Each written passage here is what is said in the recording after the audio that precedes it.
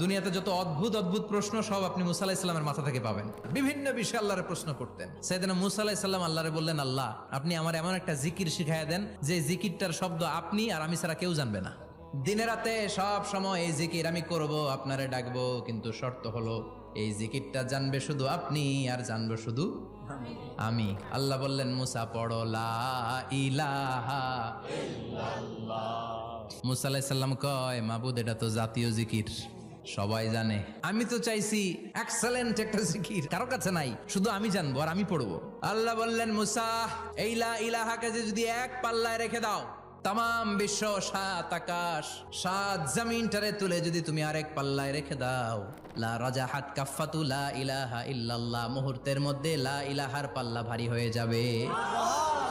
ও মুসা, তুমি যতই এক্সক্লুসিভ জিকির চাও, লা ইলাহার চেয়ে দামি জিকির আমার কাছে নাই।